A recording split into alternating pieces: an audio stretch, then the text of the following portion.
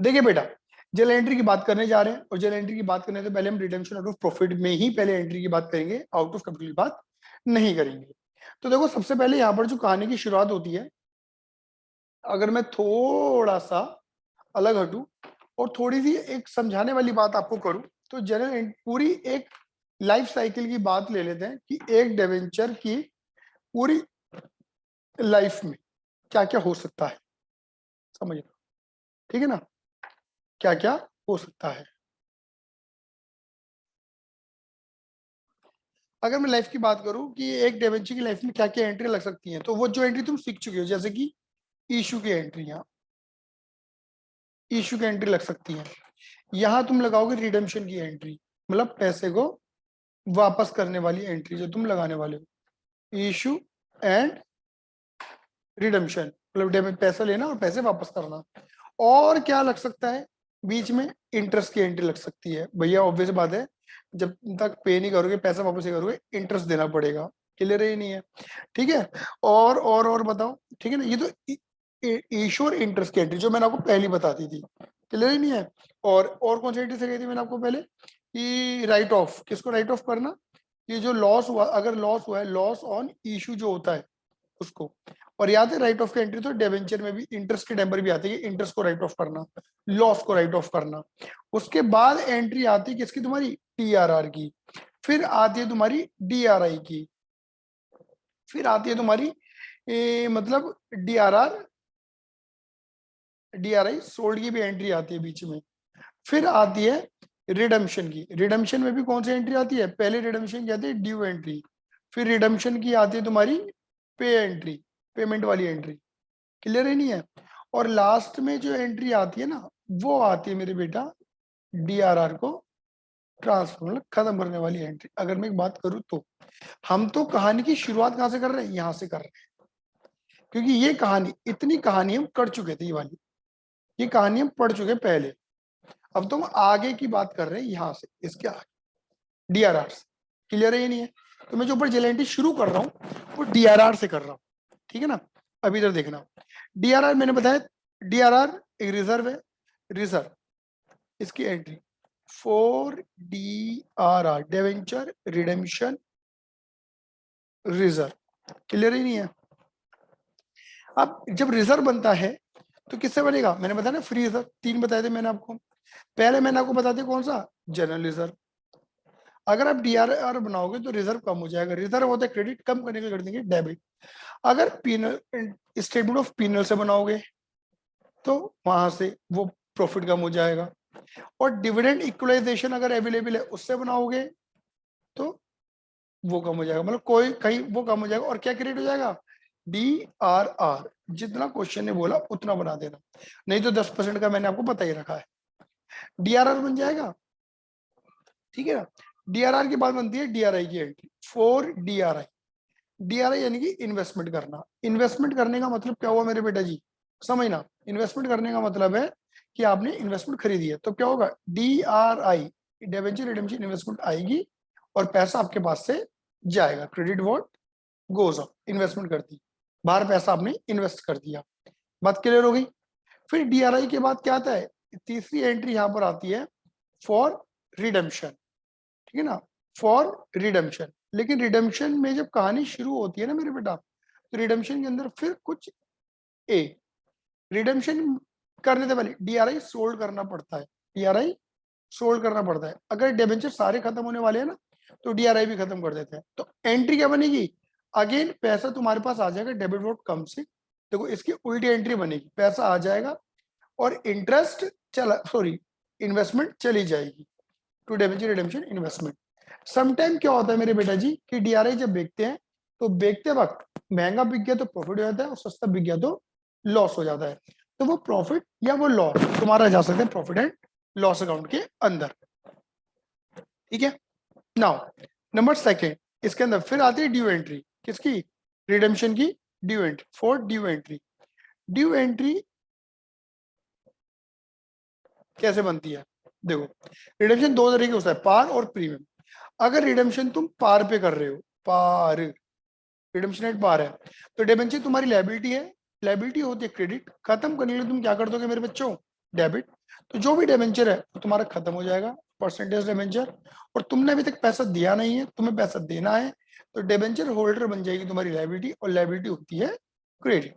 100 रुपए के बदले 100 रुपए। लेकिन अगर तुम रिडेम्पशन किस पे कर रहे हो, प्रीमियम पे कर रहे हो, मतलब 100 के बदले 110, 105 ज्यादा रुपए दे रहे हो, तो एंट्री क्या बनेगी, परसेंटेज डिबेंचर अकाउंट डेबिट, ठीक है ना, to debenture holders account, premium on, ज्यादा रुपए देना नुकसान, premium on redemption of debenture.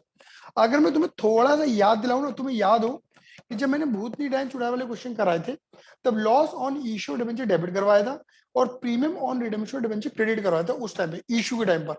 तो premium on redemption of debenture credit करवाने का मतलब क्या था कि ये पैसा हमें फ्यूचर में देना है, ये हमारी लायबिलिटी है, लायबिलिटी बन के क्रेडिट करा था। अब वो लायबिलिटी क्या बन चुकी है, वो फ्यूचर प्रेजेंट बन चुका है और तुम्हें वो लायबिलिटी पे करनी है। तो लायबिलिटी थी क्रेडिट, या खत्म करनी है, तुमने क्या कर दिया, डेबिट। जैसे 100 पे करने हैं 10 का ये, तो 110 तुम्हें डिबेंचर होल्डर को पे करने हैं, डिबेंचर होल्डर के रेस्पेक्ट में तुम्हारी 110 की लायबिलिटी बन गई।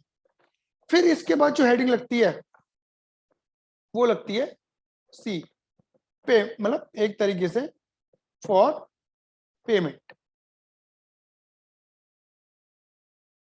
डीआरआई सोल्ड, ड्यू, पे, फिर ट्रांसफर एंट्री लगी, पेमेंट एंट्री लगा दे।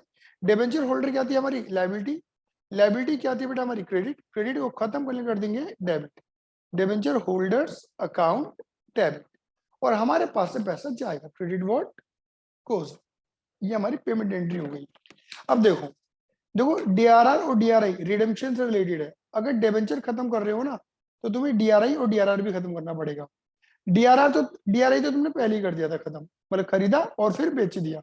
सबसे आखिर में डीआरआर खत्म करोगे। ये हो गया तुम्हारा third.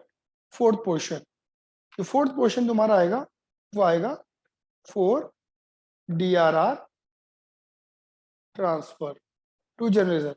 Eight the end DRR खत्म हो गए, कन्वर्ट हो जाता है जनरल रिजर्व में, मतलब वो भी फ्री रिजर्व बन जाता है, ठीक है। तो डीआरआर था क्रेडिट, खत्म करने कर देंगे debit, and to general reserve. Clear है, जितना भी डीआरआर तुमने बनाया वो सारा। अब देखो ये एंट्री लगाना बड़ा आसान है, कौन सी वाली, आउट ऑफ कैपिटल वाली। क्यों, ये देखो यहाँ पे क्या होगा, डीआर तो बनेगा ही नहीं, दैट इज नो एंट्री। और अगर डीआरआई बन रहा है तो बना लो,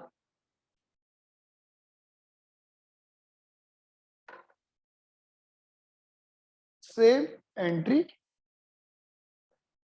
इफ एप्लीकेबल।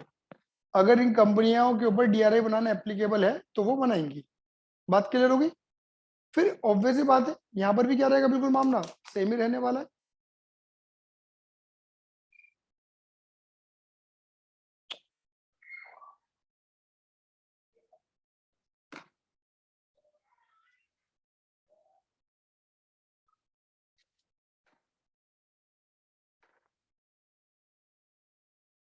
अगर एप्लीकेबल है तो, और ये तो रहेगा इससे, ड्यू की तो एंट्री बनेगी ही बनेगी, ये एंट्री तो बननी है सेम,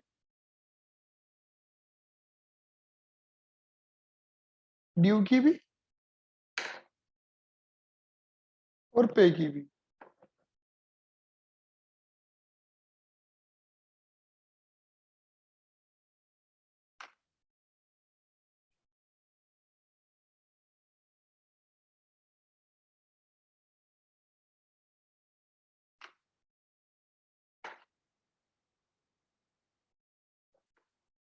ये लगेगी नहीं डीआरआर की एंट्री, जब बनने की नहीं लगी तो खत्म करने की भी नहीं लगी। ये कहानी, रिडेम्पशन ऑटो कैपिटल बड़ा आसान है। एक चीज ध्यान में रखना, हमें कौन सा क्वेश्चन आता है, तुमको ध्यान में क्या रखना है, कंपनियों के नाम याद रखने।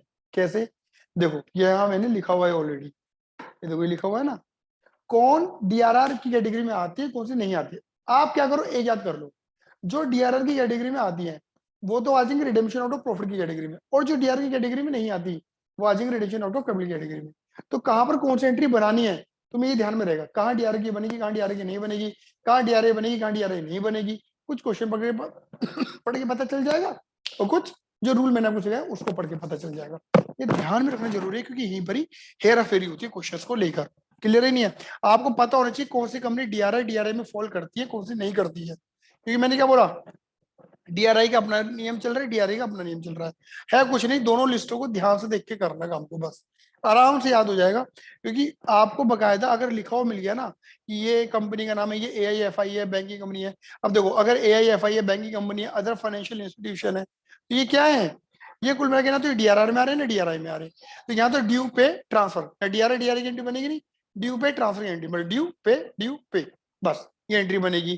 क्लियर नहीं है?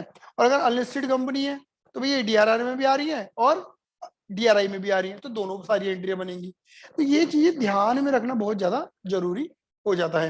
ये छोटी सी वीडियो थी अबाउट एंट्रीज को लेके, ठीक है ना। नेक्स्ट हम वीडियो बनाएंगे क्वेश्चंस के साथ।